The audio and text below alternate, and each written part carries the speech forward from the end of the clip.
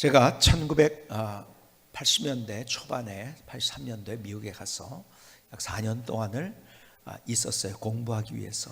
근데 공부한 기억보다도 제일 많은 기억은 교회에서의 사역인데, 그 교회 사역 가운데서도 제일 많은 기억, 제가 설교를 하거나 그런 기억은 별로 없어요. 거의 제일 많이 했던 것이 청소하고 운전하는 것. 특별히 새벽기도 운전은 새벽에 1시간 정도 어떨 때는 가요. 보통 한 40분씩 가는데, 더 먼 데 있는 분이 와달라고 하면 가서 1시간 운전하고 또 예배 드리고 또 1시간 모셔다 드리고 이렇게 하고, 또 청소하는 일들을 많이 했어요. 청소하면서 동시에 많이 했던 것은, 미국에는요 대부분 집에도 어떤 집이든지 조그맣게도 잔디들이 있죠, 그렇죠? 그런데 교회니까는 더 이제 땅이 크니까는 큰 잔디가 많이 있었습니다. 잔디에다 물을 주는 건데요, 물을 매일 줘야 돼요. 왜냐하면 LA는 사막 기후이기 때문에 여름에는 전혀 비가 오지 않습니다. 전혀 비가 오지 않죠. 겨울에는 살짝 오는데, 그래서 겨울이 파래지죠. 거기가 겨울이 파래지고, 그 다음에 여름에는 다 노래집니다. 다 말라가지고. 산은 다 말랐죠. 거기는 이제 뭐 영하로 내려가진 않으니까요. 그런데 파릇파릇하다고 하면 누군가 물을 줬거나 거기에 스프링클러가 있는 거죠. 저희 교회 시설에 스프링클러가 없었기 때문에 매일 물을 줘야 되는데, 크니까요 어떻게 합니까? 호수가 길겠죠. 막 물을 주다가 보면은 어느 순간에 이리 갔다 저리 갔다 하다 보면은 그 물이 안 나오는 거예요.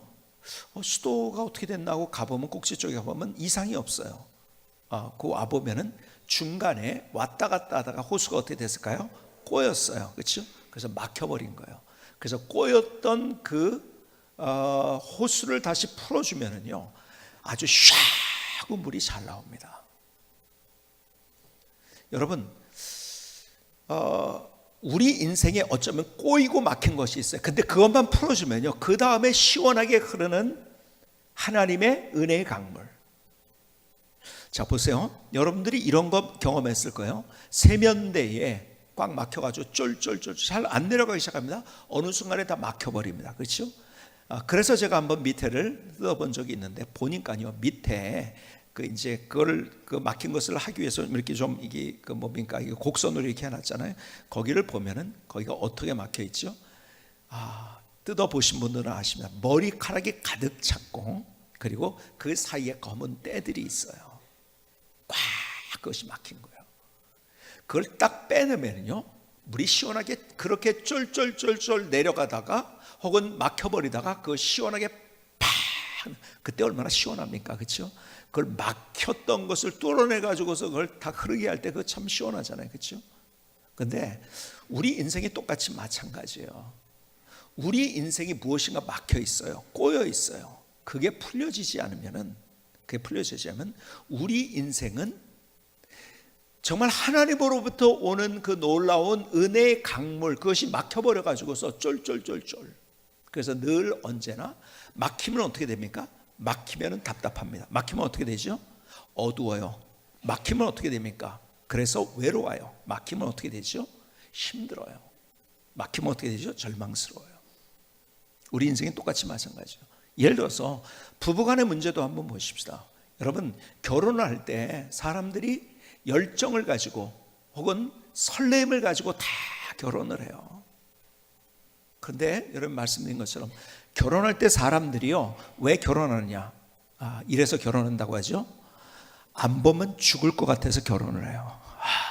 매일 봐야 돼요. 그래서 결혼을 합니다. 그런데 결혼을 딱 하고 나면 보면 죽을 것 같아요. 왜 그럴까요? 부부 관계가 깨어져 있어요. 그러니까는 처음에는 어떻게 시작하는지 아십니까? 남편과 아내 사이에 그렇게 열정이 식지 않았어요. 또 설렘이 식지 않은데 뭐 하나 실수하는 걸 봐요. 나한테 그럴 수가 있어, 그런 거. 그때 이제 화가 나죠. 근데 또 금방 풀어져요. 근데 그게 또 쌓이고 머리카락 쌓이듯이 계속 쌓이니까 어떻게 되는지 아십니까? 초창기에는 잘못한 거 하나 가지고서 왜 그래가지고 화내고 막 그랬는데 싸우다가 또 괜찮아지고 했는데, 그게 쌓이면 어떻게 되는지, 완전 꽉 막혀버리면 어떻게 되는지 아십니까? 그 사람이 잘했든 못했든 간에 보기만 하면 화가 나는 거예요. 그래서 그러니까 봐도 화가 나요. 그 잘생긴 이쁜 얼굴 봐도 화가 납니다. 왜 그런지 아세요? 꼬여있기 때문에, 막혀있기 때문에. 어떻게 막혀 있을까요?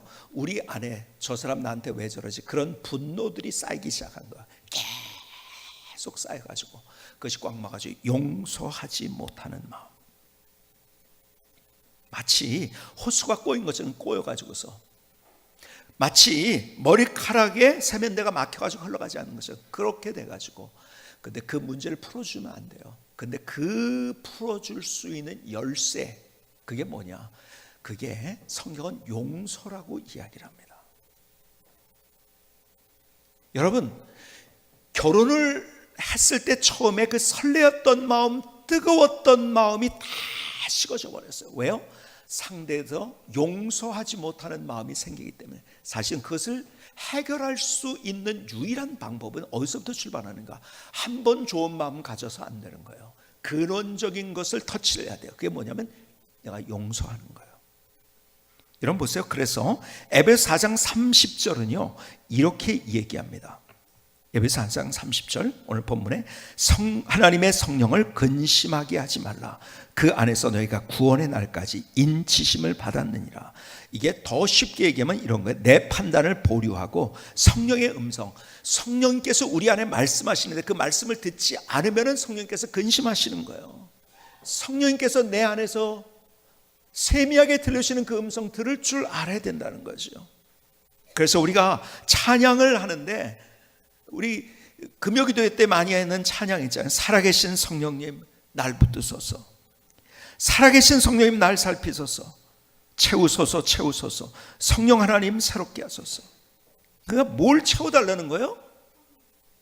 여러분, 성령께서 날 붙드셔가지고 하나님의 말씀, 하나님의 생각, 하나님의 원리, 하나님의 뜻, 이것을 우리 안에 채워달라는 거예요.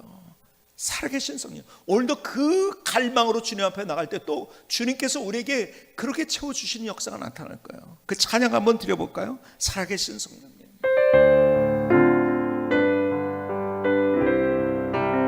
살아계신 성령님 날 붙드소서. 살아계신 성령님, 살아계신 성령님 내 마음과 내 생각 붙드시고 살펴주시옵소서. 채우소서.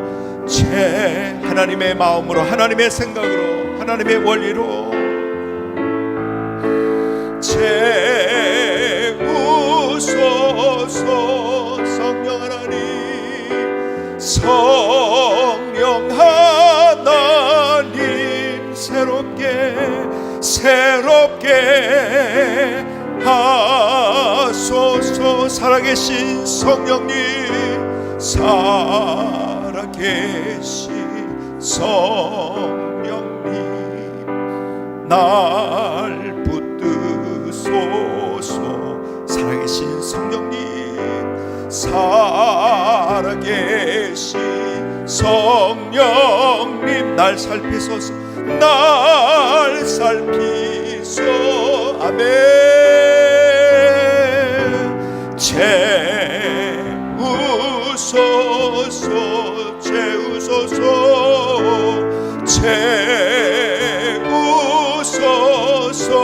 성령 하나님, 성령 하나님 새롭게 하소서. 새롭게 하소서. 새롭게 하소서. 여러분, 그러니까 우리가 하나님의 말씀 앞에 그렇게 반응하는 거예요. 어떻게 반응하면, 우리는요 나 중심적으로 모든 생각이 있어요. 성령님 내 안에 그래서 주님의 말씀으로, 생각으로, 주님의 원리로, 뜻으로 채워주십시오. 그래서 성령을 근심하지 말게 하라고 주님 말씀하세요. 그러면서 주시는 말씀, 내 판단을 보류하고 성령의 음성을 들어야 되는데, 그러면서 뭐라고 얘기하는가? 31절에 보니까 이렇게 말씀하며 너희는 모든 악독과 노함과 분냄과 떠드는 것과 비방하는 것을 모든 악의와 함께 버리고 너희는 모든 악독, 노함, 분냄, 화내는 거, 분노하는 거, 떠드는 거. 떠드는 게 뭐냐면 쓸데없이 뭐 누가 잘했니 못했느니 이런 소리 하는 거, 비방하는 거, 다른 사람이 잘못했다고, 다른 사람의 실수에 대해서는 우리가 다른 사람이 잘한 것에 대해서는요 얘기하다가 금방 이렇게 쑥 수그러들어요. 근데 남이 잘못한 얘기를 하면요 얼마나 과장돼 가지고 그 얘기들이 퍼져버리는지요. 그렇죠? 우리는 계속 우리 마음속에 가지고 있는 본능이 뭔지 아세요? 본능이 뭐냐면 비방하는 거예요.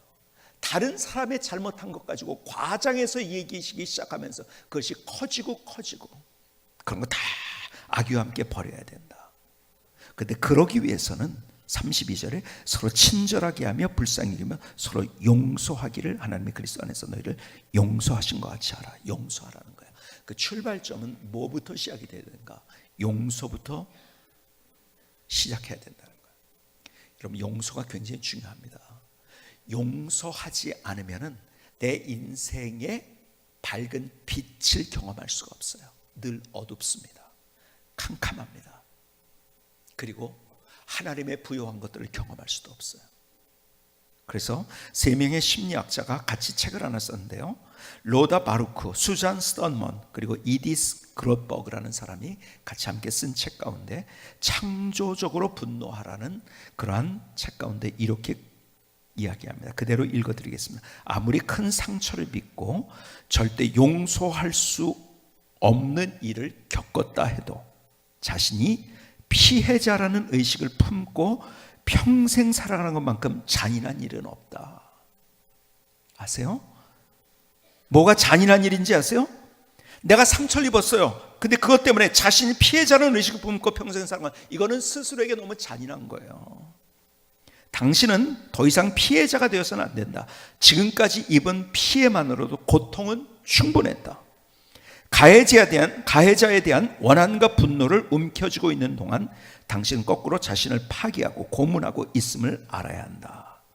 이미 종결된 사건 때문에 계속해서 피해를 입어서는 안 된다. 오히려 분노 에너지를 진취적인 일에 쏟아부어라. 그래서 행복해져야 한다. 여러분, 내가 용서하지 않으면요 1차 피해자, 진짜 피해자는 상대가 아닙니다. 내가 피해자인 거예요. 왜 끝난 일을 가지고 또 붙들고서 계속 내 마음속에 품고 용서하지 못하는 마음을 가지고 내 인생을 꼬이게 만들고 어둡게 만들고 모든 걸 막혀버리게 만드냐고요.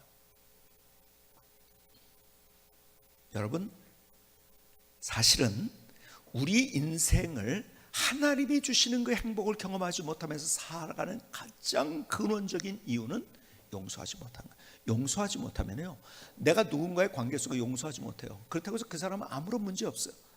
나 혼자 고문받는 거예요. 그렇죠? 나 혼자 피폐해지는 거예요. 나 혼자 파괴되는 겁니다. 아니요, 그래서 우리가 용서해야 된다고 이야기합니다. 여러분, 용서하지 못하면은 다쳐버리는 거예요. 그러면 어떻게 되죠? 내 인생이 어두워지는 거예요. 그리고 내가 빛이었기 때문에 식어집니다. 내 마음이 식어져. 그래서 그 열정이 식어지는 이유. 그래서 열정을 회복하기 위해서도 내가 용서하지 않으면 안 된다는 거예요.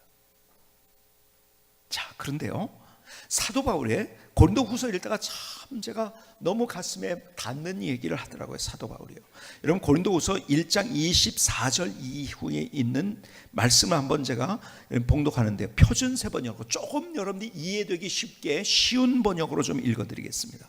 우리는 지금 사도 바울이 쓰고 있는 거죠. 우리는 여러분의 믿음을 지배하려 하지 않습니다. 여러분, 굉장히 중요한 겁니다. 사도 바울이 고린도 교회에서 목회를 했어요. 그런데 내가 너희들의 믿음을 지배하려고 하지 않는다. 이거 굉장히 중요한 겁니다. 여러분, 사람이 사람을 지배해서 안 됩니다. 담임 목사가 여러분들을 지배하면 안 됩니다. 아세요? 저더러 가끔 그런 분들, 목사님 좀 강력하게 좀 하면 좋겠어요. 여러분, 잘못하면요 지배를 해버리게 됩니다. 로마 캐톨릭의 문제가 이거였었어요. 지배를 하려고 했던 거예요. 그래서 뭘 만들었는지 아세요? 만든 것이 있어요. 크리드를 만듭니다. 크리드. 그래서 여러분들이 요즘 이제 모델적인 교회에서는 잘 안 하기 시작합니다. 그것을 소위 말해서 Apostles' Creed, 뭐죠? 사도 신경.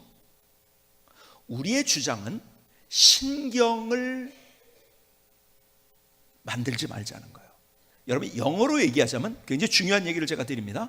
영어로 얘기하자면 confession은 하는 거예요. 근데 크리드를 하면 안 됩니다. 왜 그런지 아세요? 크리드는 성경 이외의 것으로 만든, 물론 성경을 가지고 만들었다고 하지만 성경 이외의 것을 가지고 만든 명령입니다. 그것은 그게 크리드예요. 그래서 로마 캐톨릭 교회가 중세 시대의 그 크리드, 그래서 교황 무엇을 이런 거 가지고 지배하려고 했어요. 그래서요, 여러분들이 어떤 교회가 이단인가 아닌가를 보려고 하면은요, 가장 중요한 게 뭐냐면 담임 목사님에 의해서 너무 움직이는가 안 움직이는가, 이걸 보면 돼요. 무슨 말인지 아세요?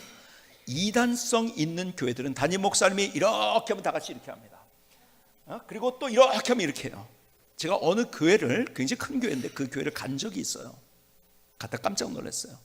거기 무슨 행사라고 나가지고 담임 목사님이, 자, 우리 행사 끝났는데 외부에서 오신 분들이 먼저 식사하고 뭐 이러기 위해서 여러분들은 그 자리에서 그대로 30분간 있으시기 바랍니다. 그랬더니 한 사람도 미동을 안 해요. 그대로 있더라고요. 깜짝 놀랐어요. 기계지요, 그거는. 그렇죠? 하나님은 우리를 인격적으로 만들었는데, 여러분, 그래서 이단에 가보면요, 획일적입니다. 이 모든 것들이 지배하면 안 되는 거예요. 그래서 여러분들, 제가 얘기했지만 사도신경을 우리 교회에서 지금 안 하는 이유 가운데 하나는, 사도신경은 왜 안 하는지 아세요? 원래 그것이 우리가 만든 게 아니라 로마 캐톨릭이 만든 거예요. 700년대에 만들어진 겁니다. 물론 이제 뭐 한 로마 캐톨릭 시대에 그것이 조금씩 만들어지기 시작해가지고 완성된 게 700년대예요. 그래서 여러분들이 거기에 거룩한 공예라는 것이, 거룩한 공예라는 단어가 나오잖아요. 그게 뭐죠? 홀리 캐톨릭이에요. 거룩한 카톨릭 교회예요. 그것을 거룩한 공교회라고 우리가 번역해서 하지만 그게 원래가 캐톨릭 교회라는 거죠. 그리고 그 안에 있는 것들이 굉장히 많이 신학적인 것을 다 따질 수는 없지만, 신학적인 것을 다 여기서 가장 중요한 것 가운데 하나가, 우리의 고백이 이 고백이 돼요. 십자가를 얘기할 때 나의 죄 때문에 십자가에 달리사, 이렇게 돼야 되는데 본디오 빌라도에게 고난을 받으사. 여러분, 그거는 핵심을 비껴가는 거예요. 그렇죠? 늘 언제나 우리의 컨페션, 우리의 고백은 뭐야 되는지 아십니까? 그건 거기서 로마 캐톨릭에서 그렇게 만들어 놓은 거예요. 그게 크리드입니다. 크리드. 컨페션이 뭔지 아십니까? 컨페션, 내가 주님 앞에 드리는 나의 가장 귀한 고백, 나 때문에 고난을 받으사잖아요. 그렇죠? 나의 죄 때문에. 그걸 비껴가다니요? 안 되는 거죠. 그러니까 거기서 살짝 비껴가니까 어떤 역사가 일어납니까? 살짝 비껴가니까, 그래서 야, 너 죄 지은 거 뭘로 구원받을 수 있는지 알아? 예수님의 은혜, 예수님의 구원의 역사를 얘기한 게 아니에요. 뭘 얘기합니까? 그래가지고서 그것 가지고서 여러분들이 요즘 가볼 수 있는 로마에 있는 베드로 성당 만들었잖아요. 뭐죠? 뭘 내라고 합니까? 그 죄를 사하기 위해서. 죄를 사하기 위해서 역사 속에 그것 때문에 종교개혁이 일어나서 촉발제가 되기도 했죠. 뭘 내라고요? 뭘 사라고요? 변제부. 왜 그런지 아세요? 벌써 그 크리드에서 자기들이 그렇게 만든 거예요. 비껴가게 만든 거예요. 뭐를요? 내 죄 때문에 예수님이 고난받으시고, 그래서 그 은혜를 얘기하잖아요. 예수님이 십자가를 본디오 빌라도에게 고난받은 걸로 비껴가는 거예요. 그래서요, 크리드는 성경 이외의 것을, 그래서 우리가 가지고 있는 주장 가운데 성경 이외의 것은 자꾸 만들지 말자는 거예요. 성경 위에 크리드를 만들면 그렇게 되는 거예요. 그게 사도 바울이 지금 하고 있는 얘기예요. 그래서 영어로 하면은 우리가 크리드는 배격하는 거예요. 근데 컨페션을 하는 거예요. 신앙의 고백. 자, 이 얘기를 하려고, 이것이 오늘 설교의 가장 중요한 부분이 아니기 때문에 제가 좀 넘어갑니다. 그러면서 우리는 여러분의 믿음을 지배하려 하지 않습니다 하면서, 우리는 다만 여러분이 기쁨을 누리게 하려고 일하는 여러분의 동역자일 따릅니다. 기쁨 뭐예요? 행복하게 하기 위해서 함께하는 동역자라는 거죠. 누가요? 사도 바울이 누구를 향해서? 고린도 교회를 향해서. 여러분은 이미 믿음 위에 튼튼히 서 있는 사람들입니다. 그러니까 내가 너를 지배하는, 너희들이 자율적으로 하나님께 받은 은혜를 가지고 그 일 하는 거다, 그거 얘기하고 있는 거예요. 그래서 오늘 일부 예배를 마치고도 어떤 분이 저한테 그러다가, 아유 목사님, 제가 교회 일을 열심히 못해서요. 여러분, 교회 일을 열심히 못한다면, 제가 그렇게 해서, 여러분 직장에서 교회 일을 하는 것처럼 열심히 하는 것도 하나님이 원하시는 것입니다. 또 이걸 비껴가면 안 됩니다. 그래서 교회에서도 그렇게 안 하고 직장에서도 그렇게 안 하고 여러분 다 다른 거예요. 사람들이 하는 모든 일들은 똑같으면 로봇이죠, 그렇죠? 우리가 맡은 일들도, 여러분들이 맡은 일도, 내가 이걸 하는데 저 사람 왜 안 해? 자꾸 그러면요 분노가 생기는 거예요. 그러면 안 되는 거예요. 지배하려고 그러면 안 되는 거예요. 여러분 누가 누구를, 여러분 자녀들도 지배하려고 그러면 안 되는 거예요. 왜? 인격입니다. 그것이 하나님의 창조의 원리예요. 내가, 하나님의 말씀이 지배하게 해야지 내가 지배하게 하면 안 된다는 거죠. 담임 목사가 여러분들을 지배하면 안 된다는 거죠. 자, 그러면서 얘기합니다. 우리는 함께하는 동역자들이라면서, 그러면서 이제 2장 1절로 이제 넘어가는 거죠. 그 다음 절이, 그러므로 나는 여러분에게 또다시 아픔을 주지 않아야 할기에. 아픔을 주지 않는다. 왜 그런지를 이제 뒤에, 아픔을 줬다고 얘기를 하죠. 여러분에게 가지 않기로 결심하였습니다. 나를 기쁘게 해줄 사람은 여러분밖에 없습니다. 그런데 내가 여러분을 마음 아프게 한다면 나를 기쁘게 해줄 사람에게 슬픔을 안겨주는 셈이 되지 않겠습니까? 내가 이런 편지를 쓴 뜻은 내가 그리로 가게 될 때 나를 기쁘게 해야 할 바로 그 사람들에게서 내가 마음 아픈 일을 당하는 일이 없게 하려는 것입니다. 내 기쁨이 여러분 모두의 기쁨임을 나는 여러분 모두를 두고 확신하였습니다. 나는 몹시 괴로워하면서 걱정스러운 마음으로 눈물을 흘리면서 여러분에게 그 편지를 썼습니다. 그러나 그것은 여러분을 마음 아프게 하려고 한 것이 아니라 내가 여러분을 얼마나 극진히 사랑하고 있는지를 여러분에게 알려주고자 한 것입니다. 전체 맥락의 얘기가 뭔지 아세요? 고린도 교회는요 문제가 많았어요. 여러분 초대교회에 있었던 교회 가운데 가장 문제가 많았던 고린도란 지역 자체가 아주 너무 세속화돼 가지고 힘든 지역이었거든요. 그러니까 교회도 그랬어요. 분쟁이 있고 막 갈등이 있고 막 그냥 싸움이 있고. 그래서 여러분 고린도 전서를 보면 아주 강력한 얘기를 씁니다. 사도 바울이. 그런데 오늘 고린도 후서에서 얘기하는, 내가 한 말, 내가 쓴 글 때문에 여러분들이 상처를 받았다? 여러분과 함께 내가 동역자가 돼서 여러분을 사랑하기 때문에 그 일을 하려고 했는데 나한테 상처를 받았다? 그것 때문에 내가 너무 힘이 들다. 그래서 계속 고린도 후서 2장 10절에서 11절 계속 뒤에 있는 귀절입니다. 너희가 무슨 일이든지 누구를 용서하면 나도 그리하고 내가 만일 용서한 일이 있으면 용서한 그것은 너희를 위하여 그리스도 앞에 산 것이니 이는 우리가 사탄에게 속지 않게 하려 함이라. 우리는 그 계책을 알지 못하는 바가 아니로다. 무슨 말인지 아세요? 너희들이 나한테 상처를 받았다, 혹은 여기에 가슴 아픔을 주었다, 그런 얘기하죠. 사도 바울이 고린도 교회에게 아픔을 주었다, 상처를 받았다. 근데 그거 용서해야 됩니다. 당신들이 나를 용서하고 나도 당신들을 용서하고. 그렇지 않으면 오늘 본문이 계속 뭐라고 하죠? 용서하지 않으면 사탄의 계책에 말려드는 것이라고 얘기합니다. 용서하지 못하면 계속해서 서로 찌릅니다. 그리고 하다 보면 진영 논리에 빠지고 네 말이 맞고 내 말이 틀리고, 이거 내가 맞다는 것을 변증하기 위해서 계속 말을 더 만들고 계속 그러다가 더 큰 문제가 생기는, 그럼 망하는 거예요, 같이. 그게 사탄의 계략이라는 거죠. 어떻게든지 우리를 용서 못하게 만드는 것, 그래서 우리의 공동체를 깨트리는 것, 이것이 사탄의 계책이라는 거예요. 그래서 여러분, 내가 여러분들을 사랑하기 때문에 한 얘기, 그런데 상처가 됐다고 한다면 그 용서해 주셔야 됩니다.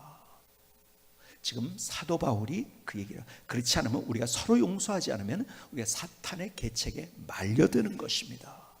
이 얘기를 지금 하고 있는 거예요. 그래서 여러분들이 저를 용서하지 않는, 여러분들이 저한테 상처받은 어떤 게 있어요. 그걸 품고 있으면, 예를 들어서 생각해 보세요. 여러분들이 제 설교가 들어오겠습니까? 내 말을 하는 것을 들으면서 이상한 얘기 안 해? 그럴 거 아니겠습니까? 그렇죠? 그래서 여러분들을 위해서도 용서해야 된다는 거예요. 그렇죠? 저는 사실 실수도 많고, 제가 이번 기도회 때 제가 실수한 얘기들을 다 제가 했어요. 그렇게 저는 실수도 하고 참 내가 연약한 부분들이 많아요. 지금 여러분들의 눈동자를 보니까 나 기도회 때 안 와가지고 무슨 얘기인지 못 들었는데, 저 집사님한테 들어야지, 알려주시 마시기 바랍니다. 그러면 기도회 때 온 사람하고 안 온 사람하고 똑같아지잖아요. 그렇죠?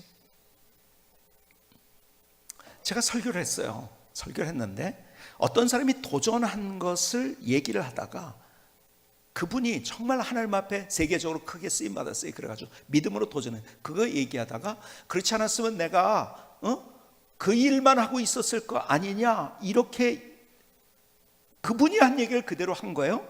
그랬더니 그 일을 하는 그분이 저한테 이메일을 이렇게 했어요. 그 일하는 사람을 비하하는 것이라고. 근데 그 얘기를 들어보니까 맞더라고요. 저는 그런 의도로 얘기한 적은 없어요. 그렇죠? 다른 사람에게 도전을 주기 위해서 그 얘기를 했는데 오히려 그 사람의 얘기를 하다가 큰 일에 도전했다는 얘기를 하다가 작은 일을 하는 사람을 비하하는 격이 된 거예요. 보니까요, 제가 이런 것들, 여러분, 사람은 그래서 완전하지만, 하나님의 말씀하실 때는 완전하지만요, 사람의 말은 완전하지 않습니다. 그렇죠? 여러분, 사도 바울의 말대로 내가 당신들에게 아픔을 주려고 한 적은 없지만은 나 때문에 아프고 상처받은 일이 있는 것 같다. 그 용서해야 된다. 그렇죠? 그래서 여러분들이요, 저도 모르겠어요. 저한테 와가지고서 목사님 때문에 내가 이거 용서 안 되는 거 있습니다, 이렇게 막 그렇게 얘기한 사람은 없지만 속에 담고 있는 어떤 것이 있다고는, 혼자만 가지고 있는 거, 여러분들이 정말 여러분의 부탁을 드립니다. 용서해야 됩니다. 그래야지 막힌 것이 뚫려지는 거예요. 하나님의 말씀이 들리는 거예요. 그리고 하나님의 은혜의 물줄기가 거기로 흘러가게 되는 거고. 여러분, 우리 교회의 영성이 그래서 뭔지 아세요? 첫 번째 영성이 뭐지요? 용서와 용납이에요. 용서와 용납. 상대를 나와 똑같이 나 같았으면, 이런 얘기 이제는 우리 안에서 없어야 될 우리의 이야기는 이런 거예요. 나 같았으면 이럴 텐데 그 사람 왜 그랬는지 모르겠다. 그거는 여러분이니까 그렇게 한 거죠. 여러분 기질이 달라요. 내향과 외향이 다르고, 체계적 비체계적 다르고, 살아온 사연이 달라요. 안에 있는 상처도 달라요. 다 다른데 왜 똑같이 나라면 이럴 텐데 이해 못하겠다는 거예요. 아니, 그러면 안 돼요. 그 사람은 그 사람이에요. 그렇죠? 제가 만약에 목회하면서 내가 이렇게 열심히 했는데 저 사람 왜 저렇게 하는지 모르겠다 그러면요, 저는요 목회 몇 년 하다가 그냥 속된 표현으로 그냥 때려쳤어야 돼요. 그분의 입장에서 존중하니까 그것을 품을 수 있게 되는 거죠. 그렇죠? 여러분, 나라면 이런데 왜 저 사람 왜 저랬냐, 이런 얘기하면 안 되는 거예요. 그게 용서와 용납이에요. 나와 다른 것을 인정해 줄 아는 거. 나와 다른. 사실 저 같은 경우, 예를 들어서 저는 약한 부분이 많아요. 그 중에 하나가, 아마 제가 그 음식을 먹다 저보다 빨리 먹는 사람이 없는 것 같아요. 저는요, 점심시간에 제가 10분 늦게 내려가요. 예를 들어서 우리 식사하는데 사역자들이, 근데 제일 먼저 일어나는 사람이 저예요. 얼마나 빠른지 알겠죠? 저걸 보면서, 야, 이렇게 해석할 수 있어요. 저렇게 먹는 사람이 욕심이 많은 사람이야. 그렇죠? 워낙 빠르니까. 그래서 왜 빠른가를 제가 연구를 해봤다고 했잖아요. 스스로에 대해서 왜 이렇게 빠른가. 첫 번째 가장 중요한 이유, 보통 사람의 미각은 혀에 있는데 제 미각을 느끼는 것이 보통 사람이 혀에 있어요. 근데 저는 목에 있더라고요. 일단 넘겨야지 맛있어.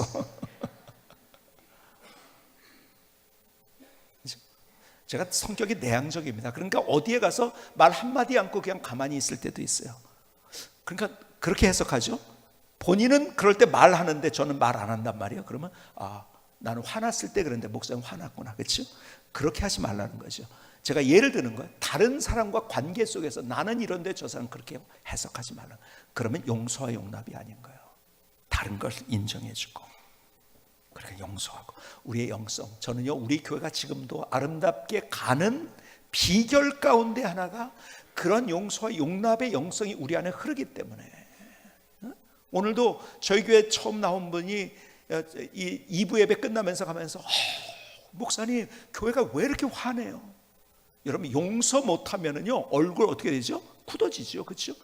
여러분 용서하는 마음이 있기 때문에 화내지는 거죠. 그렇죠? 참 그래서 우리 교회가 자랑스럽죠. 근데 그 영성이 우리 안에서 계속적으로 더 깊어지고 더 깊어지고, 그래서 그것이 주변에까지 영향을 주고. 그렇죠? 자, 그런데 자 보세요. 용서해야 되는 것 모르는 사람이 있을까? 용서해야 된다는 설교 처음 들은 분이 있습니까? 없어요. 그런 분은. 근데 문제는 뭐냐? 그 용서가 안 된다는 거예요. 왜 용서를 못하느냐? 내 논리적으로 따지기 때문에 그래요. 여러분 내 논리는요. 자 보세요. 여러분들이 저기를 하죠. 그 같이 동업을 하죠. 동업한 사람의 90% 이상이 깨지는 걸 제가 봅니다. 그 양쪽 얘기를 들어봐요. 제가 그러면요 다 할 말이 있어. 근데 왜 그런지 아십니까? 왜 그런가 봤더니 계산이 틀려요. 계산. 어떻게 계산돼요? 50대 50으로 딱 나누기로 했어. 근데 이쪽 사람이 계산을 보니까 이 사람이 52를 가져간 거야. 이쪽 사람이 보니까 52를 이쪽 사람이 가져간 거야. 자기 계산. 그게 틀립니다. 이 사람은 밥 먹은 것까지 계산하는데 이 사람은 그걸 계산 안 했어. 이 사람은 차 먹은 것까지 계산하는데 그걸 계산 안 했어. 그러니까 그걸 빼버리고 이러다 보니까 서로 계산이 틀려지는 거야. 그러니까 상대가 더 가져갔다고 생각해요. 그러니까 화가 나기 시작하는 거예요. 그렇죠? 그래서 배반당했다고 생각하는 거예요. 그게 멀리 가다 보면요. 그래서 용서하지 못하는 거예요. 여러분, 그래서 동업에서 헤어진 사람 다 용서하지 못합니다. 그거는요 자기 논리로 계산했기 때문에 그런 거예요. 이제는 내 논리로 계산하지 말고 하나님의 논리로 계산하는 거. 그렇죠? 내 논리로 계산하면 용서 못합니다. 그렇죠? 그런데요 정말 중요한 건 여러분 내가 할 수 없다는 거예요. 용서를 내가 한다고요? 아니에요. 용서했다가 좀 용서 못합니다. 나는 절대 용서 못합니다.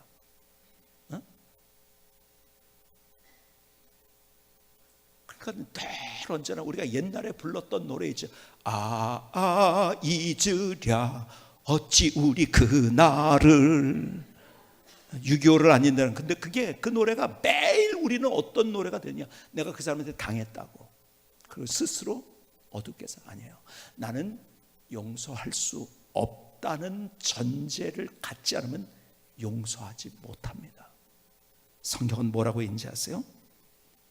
그래서 에베소 4장 30절 이하를 다시 한번 보십시다. 하나님의 성령을 근심하게 하지 말라. 그 안에서 너희가 구원의 날까지 인침을 받았느니라. 너희는 모든 악독과 노함과 분냄과 떠드는 것과 비방하는 것을 모든 악의와 함께 버리고 서로 친절하게 하며 불쌍히 여기며 서로 용서하기를 하나님이 그리스도 안에서 너희를 용서하심과 같이 하라. 내가 용서할 수 없다. 여러분 이 전제가 깔리지 않는 한 우리는 절대 용서 못합니다. 잊으랴 어찌어리 그날을. 그거예요. 우리는 늘. 아니에요. 전제는 나는 안 된다는 거예요. 사도 바울처럼. 그러나 내게 능력 주시는 자 할 수 있다면 뭐예요? 주님께서 우리를 용서하신 것처럼. 그래서 주님의 십자가 바라보면서 주님의 은혜를 우리가 구하는 거예요. 내가 용서할 수 있게 해달라고. 제가 말씀드렸죠. 열심과 열정이 뭔가에 대한 이야기를 여러분에게 드렸어요. 열심은 이겁니다. 열심은 내가 하는 거예요. 내 생각으로 하는 거예요. 내 논리로 하는 거예요. 그래서 내가 원하는 방향으로 가는 거예요. 근데 그건 할수록 최선을 다했지만 그것은 절망이라는 이야기를 드렸어요. 제가 여러분들이 어떻게 인생을 살아야 될 것인가를 더 그려주기 위해서 열심과 열정이란 건 우리가 보통 흔히 비슷한 말로 사용하는 그것을 여러분에게 다르게 해석을 해드린 거예요. 그건 내가 하는 거예요. 근데 그렇게 한 사람, 그렇게 열심히 최선을 살은 사람들은 결국 마지막이 절망입니다. 그렇죠? 그래서 니체 얘기도 제가 드렸고요. 내가 안 되는 거예요. 열정은 뭐냐? 하나님 안에서 하나님이 주시는 그 능력으로, 그 힘으로, 하나님이 주시는 생각으로. 그러니까 방향도, 여러분 내가 열심히 뛰었는데 방향이 잘못된 데로 가면 어떡합니까? 그거는 뛰지 않았어야 되죠. 그렇죠? 그건 내가 하는 건 아니에요. 하나님이, 결국은 하나님이 내가 지시하는 그 방향으로. 아브라함이 그랬듯이 내가 지시할 그 땅으로. 하나님이 뭐라고 원하시는가? 하나님 안에서 하나님이 주신 힘으로 하는 것, 그 최선, 그것이 열정이에요. 근데 내가 내 힘으로, 내 능력으로, 내 논리로 최선을 다하는 건 열심이에요. 그것은 절망의 끝은, 이것은 아름다운 열매예요. 그래서 내가 할 수 없다는 전제 앞에서 십자가를 바라보는 거예요. 그래서 우리가 십자가가 희망이 되고, 다시 말씀드립니다. 패션이란 말 열정이라고 했죠. 그 열정, 그런데 뭐에 또 사용된다고 했죠? 예수님의 고난을 얘기할 때 The Passion of Christ. 우리의 열정은 십자가를 받아요. 우리를 십자가에서 왜 십자가에 돌아가셨나요? 우리를 용서하시기 위해서. 그럴 이유가 없는데, 그 모든 우리의 죄를 대신해서 그럴 이유가 없는데, 그분이 그렇게 손가락질 받을 이유가 없었어요. 그렇게 외로울 이유가 없었어요. 그렇게 고통받을 이유가 없었어요. 단지 이유라고 한다면 우리를 용서하시기 위해서 그렇게 안 해도 되시는 그분이 우리에게 그렇게 하셨어요. 그래서 그 십자가를 바라보는 거예요. 주님이 주시는 능력으로 할 때 우리가 용서할 수 있는 거예요. 나 같은 사람을 용서해 주신, 그 사람이 내게 10개 잘못했어요? 100개? 아니 1000개? 10,000개 잘못했다고 따져봅시다. 근데 나는 주님 앞에 얼마나 잘못했는데요? 셀 수 없는, 몇 조개도 아니고 몇 경계도 아니고 셀 수 없는 그 모든 죄를 다 용서해 주셨는데, 왜 그 사람이 그거, 주님이 내게 1,000억 원을 탕감해 줬는데, 1,000억 원을, 예를 들어서 왜 그 사람이 10만 원 안 갚았다고 왜 멱살 잡고 있냐고요. 왜 분노의 눈동자로 부리키면서 왜 두 주먹을 쥐고 있냐고요. 그래서 우리가 주님의 십자가 바라볼 때 우리가 용서할 수 있어요. 우리가 용서할 때 막힌 호수가, 꼬인 호수가 펴지듯이 인생이 펴지게 됩니다. 우리 용서할 때 막힌 세면대가 뚫리듯이 인생이 뚫리고, 우리가 열정으로, 우리의 그 열정, 밝음, 뜨거움으로 회복할 수 있는 가장 첫 단추는 용서부터 시작인 거예요. 우리 안에 움켜진 원한이 있어요. 우리 안에 움켜진 분노가 있어요. 근데 그 움켜진 손을 펼치지 않으면은 하나님께서 우리에게 주시는 그 부요, 풍성함, 그 멋짐, 그 아름다움을 우리의 삶 가운데 받아들일 수 없다는 거예요. 그래서 우리가 움켜진 원한과 분노의 손을 놓아야 돼요. 난 할 수 없어요. 그래서 십자가 앞에서 주님, 그렇게 할 수 있는 능력을 주세요. 이것이 우리의 기도가 돼야 되는 거예요. 내가 그 사람 용서하겠습니다가 아니라, 우리는 이 기도부터 시작, 그 앞서서 주님, 그 사람을 용서할 수 있는 마음, 능력을 주세요. 거기서부터 하나님의 역사가 시작되고 우리가 잃어버렸던 열정을 다시 회복할 수 있어요. 김승희 선교사님의 찬양을 들으시겠습니다.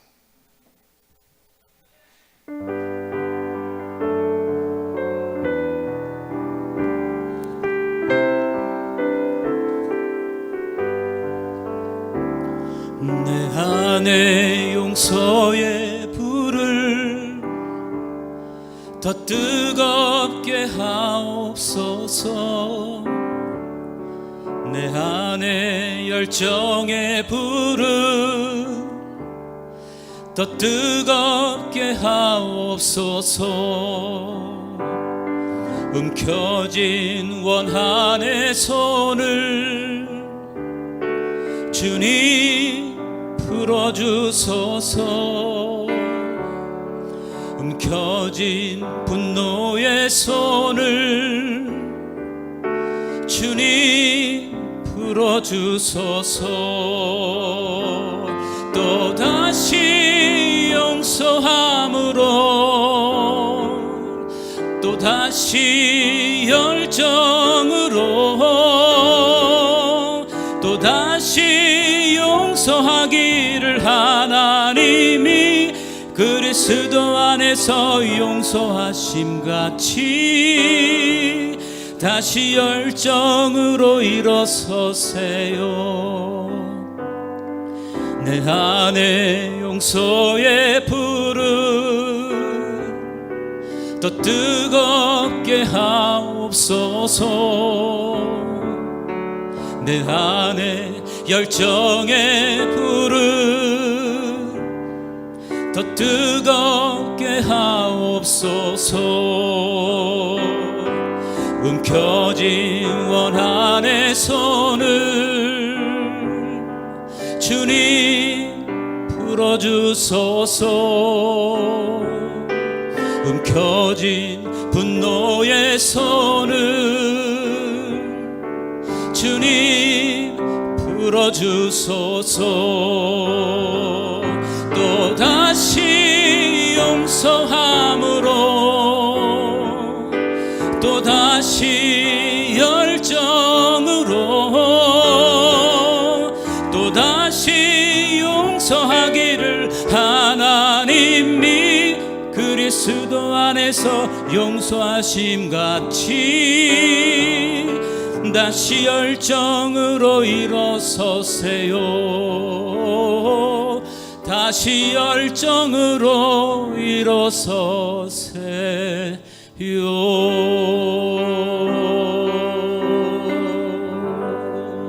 아멘. 하나님, 나의 고백을 주님 앞에 드리면 나를 받아주시옵소서.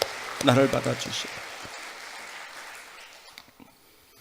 하나님께서 저에게 하루는 제 마음의 깊은 곳에 있는 내 마음을 보여주신 거예요. 내가 그런 생각을 해본 적이 없어요. 그런데 주님이 내 마음을 비춰주시는데, 나는 저 사람을 용서 안 했다고 생각해 본 적이 없는데 내 안에 용서하지 못하는 마음으로 겹겹이 있었던 내 모습을 그날 기도하다가 보여주셨어요. 그래서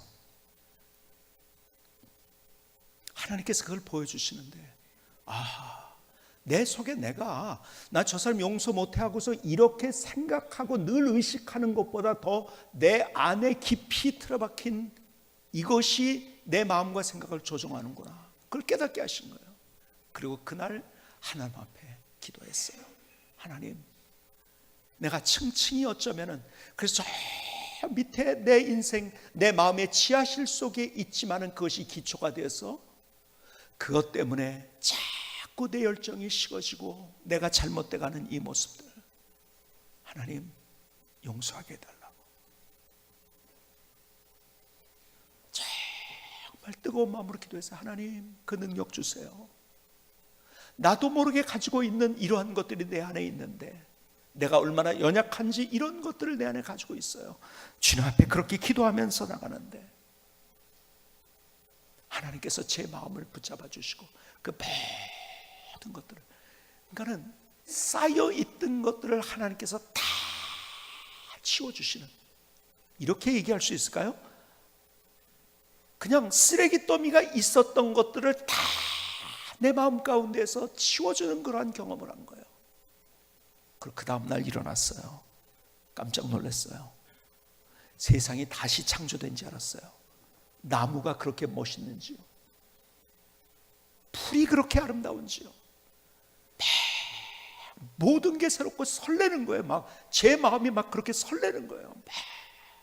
하나님께서 제 열정을 다시 회복시켜 주셨더라고요. 얼마나 제 마음이 설레는지요. 아하, 그렇구나. 문제는 환경이 아니구나. 내 속에 있는 이 문제, 용서하지 못하는 마음이 내 열정을 식게 만들었고, 그것 때문에 내가 어두웠고 캄캄했고, 아름다운 것을 봐도 아름다운지 모르고, 멋있는 걸 봐도 멋있는 것을 감동을 받지 못하고, 내 속에 용서하지 못하는 마음이었더라고요. 그 다음날 막 뭐든지 막 열정이 막 생기는 거예요. 야, 내가 저거 이렇게 해야지, 이렇게 해야지. 무너졌던 내 마음이 다시 살아나더라고요. 열정이 살아나고. 오늘 주님께서, 오늘 저에게 말씀하셨던 주님께서, 성령께서 여러분 안에 또 말씀하신다고 저는 믿습니다. 여러분, 어쩌면은 내가 의식하지 못하고 용서하지 못하는 그런 사람들이 있는지 모르겠어요. 오늘 주님께서 그 사람을 생각하게 한다면, 그 사람, 주님 나는 안 돼요, 주님이 용서하게 해주세요. 그것이 우리의 기도가 되고, 우리가 용서로 우리의 삶을 살아야 돼요. 우리 속에, 마음속에 있는 쓰레기가 청소가 되면, 여러분, 환경은 문제가 아닙니다. 내 주변의 것들은 문제가 아니에요. 하나님의 새로운 역사를 경험하는 거예요. 다시 용서로 인생의 설레임, 그 아름다움, 그 열정을 회복하며 다시 멋지게 일어나는 2019년도가 될 수 있길 주님의 이름으로 축복합니다. 기도하시겠습니다. 조용하지만 뜨거운 기도를 주님 앞에 드리십시다.